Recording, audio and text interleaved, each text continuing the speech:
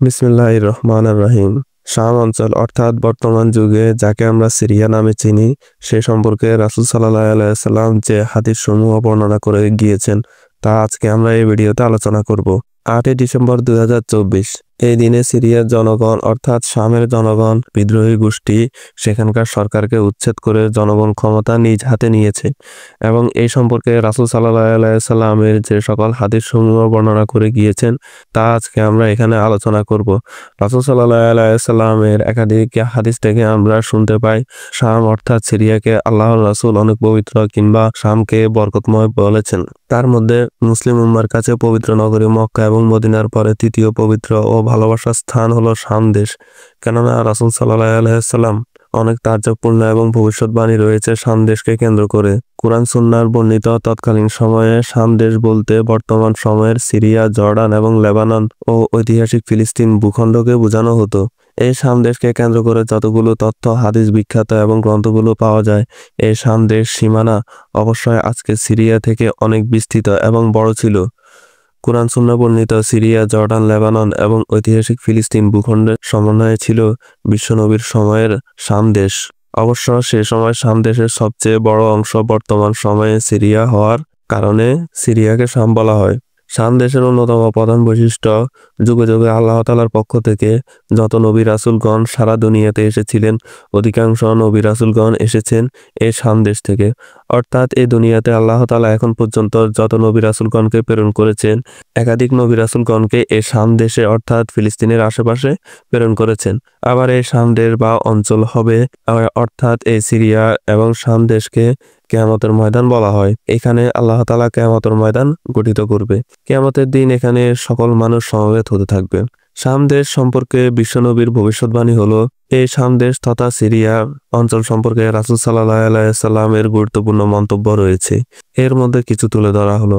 রাসূল সাল্লাল্লাহু আলাইহি সাল্লাম ঘোষণা করেন, আমার উম্মতের মধ্যে একটি দল সব সময় হকের উপর বিজয়ী থাকবে।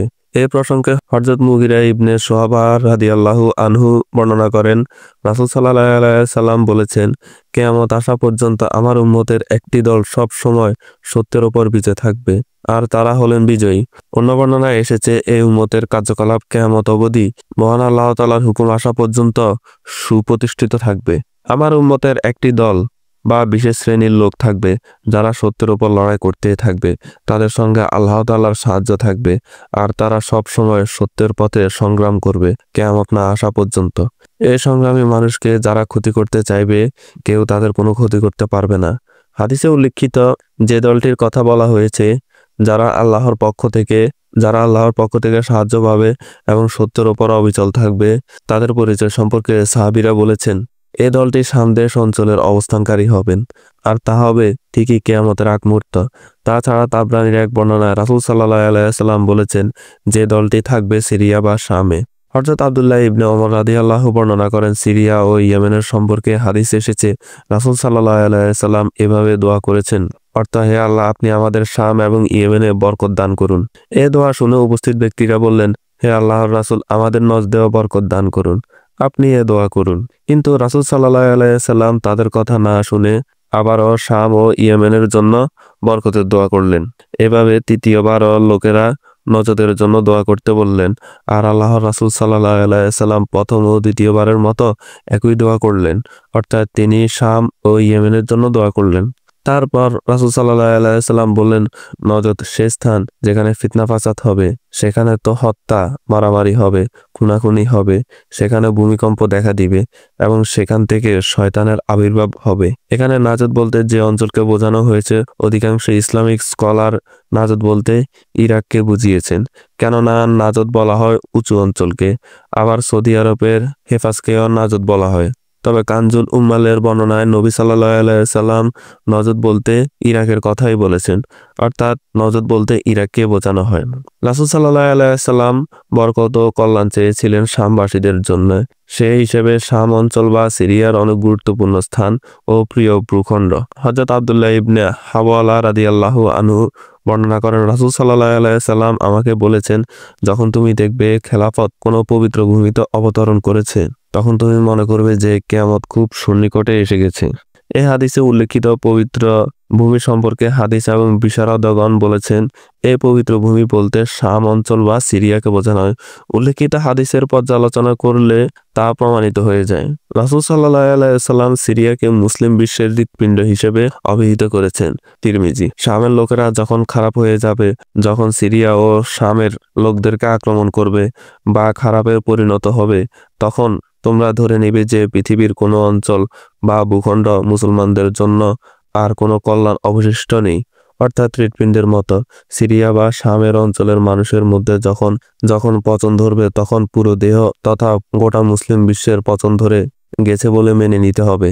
এই হাদিসে সিরিয়া বা শাম দেশকে অত্যন্ত গুরুত্বপূর্ণ হিসেবে তুলে ধরা হয়েছে।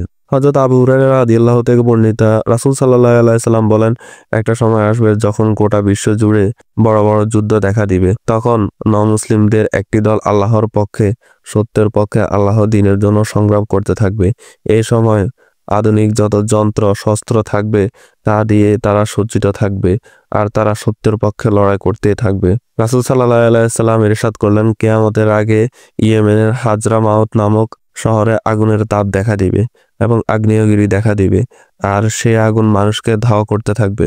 ভবিষ্যতের ও কিয়ামতের পূর্ব বহু ঘটনার সঙ্গে এই অঞ্চলের খুবই গভীর সম্পর্ক। রাসূল সাল্লাল্লাহু আলাইহি সাল্লাম শামের ব্যাপারে আরো বহু হাদিস করেন। রাসূল সাল্লাল্লাহু আলাইহি সাল্লাম বলেন, মুসলিম বাহিনী শীঘ্রই কয়েকটি দলে বিভক্ত হবে, একটি শামে এবং একটি ইয়েমেনে এবং অন্যটি হবে ইরাকে। ইবনে হাওয়ালা রাদিয়াল্লাহু জিজ্ঞেস করলেন, হে আল্লাহর রাসূল, আমি যদি সেই যুগ পাই তাহলে কোন দলে যোগ দেব? রাসূল সাল্লাল্লাহু আলাইহি সাল্লাম বলেছেন, তুমি শামের বাহিনীতে যোগ দাও, কারণ এটি আল্লাহর পছন্দনীয় ভূমি। সেখানে তিনি তার সর্বোত্তম বান্দাদের একত্র করবেন। সুবহানাল্লাহ। শামের ওলীদের আরেকটি বিশেষ দল রয়েছে। সুরাইয়া ইবনে উবাইদ রাদিয়াল্লাহু থেকে বর্ণিত, হযরত আলী রাদিয়াল্লাহু একবার শামবাসীদের প্রতি অভিশাপ দেওয়ার প্রস্তাব প্রত্যাখ্যান করে বললেন, আমি রাসূল সাল্লাল্লাহু আলাইহি সাল্লামকে বলতে শুনেছি, শামে আবদালরা অর্থাৎ আল্লাহ তাআলার বিশেষ ওলী অবস্থান করেন। তারা 40 জন থাকেন। যখন একজন মারা যান, আল্লাহ তার স্থানে আরেকজনকে নিযুক্ত করেন এবং তাদের বরকতে সৃষ্টি হয় এবং শত্রুর বিরুদ্ধে জয়লাভ করে। মুয়াবিয়া ইবনে কুররা রাদিয়াল্লাহু থেকে বর্ণিত, রাসূল সাল্লাল্লাহু আলাইহি সাল্লাম বলেন, যখন শাম ফাসাদে জড়িত পড়বে, তখন তোমাদের মধ্যে কোনো কল্যাণ আর থাকবে না। আমার উম্মতের একটি দল সর্বদা সাহায্যপ্রাপ্ত হবে আর কিয়ামত পর্যন্ত তাদের কেউ ক্ষতি করতে পারবে না। ইমাম মাহদীর আগমনও এই শামবাসীদের সাথে জড়িত। উম্মে সালমা রাদিয়াল্লাহু বর্ণনা করেন, রাসূল সাল্লাল্লাহু আলাইহি সাল্লাম বলেছেন, একজন খলিফার মৃত্যুর পর মতানৈক্য দেখা দিবে। তখন একজন ব্যক্তি ইমাম মাহদী মদিনা থেকে মক্কায় আসবেন আর মানুষের চাপের মুখে বায়াত গ্রহণ করবেন। তার বিরুদ্ধে শাম থেকে একটি দল পাঠানো হবে, কিন্তু তারা বাইদা নামক স্থানে ভূমিধসে পতিত হবে এবং সিরিয়ায় ঈসা আলাইহিস সালামও অবতরণ করবেন এবং দাজ্জালের মৃত্যু অনিবার্য। নাওয়াস ইবনে সামান রাদিয়াল্লাহু বর্ণনা করেন, রাসূল সাল্লাল্লাহু আলাইহি সাল্লাম বলেছেন, দাজ্জাল শাম ও ইরাকের মধ্যবর্তী এলাকা থেকে বের হয়ে পৃথিবীতে ফাসাদ সৃষ্টি করবে। আর অনিষ্টতার পর আল্লাহ ঈসা আলাইহিস সালামকে দামেস্কের পূর্ব দিকের শুভ্র মিনারে অবতরণ করবেন। অর্থাৎ বর্তমানে সিরিয়ার মধ্যে যে দামেস্ক রাজধানী রয়েছে, সেদিকের পূর্ব দিকে আল্লাহ তাআলা ঈসা আলাইহিস সালামকে প্রেরণ করবেন এবং ঈসা আলাইহিস সালামের মাধ্যমে আল্লাহ তাআলা দাজ্জালকে হত্যা করবেন। শামের ভূমি অতীত এবং ভবিষ্যতের ঘটনা নিয়ে বরকতময় আর রহস্যময়। রাসূল সাল্লাল্লাহু আলাইহি সাল্লাম এর হাদিসে বর্ণিত এসব বার্তা মুসলিম উম্মার জন্য বিশেষ গুরুত্ব বহন করে এবং আপনাদের অবশ্যই কাজে লাগবে।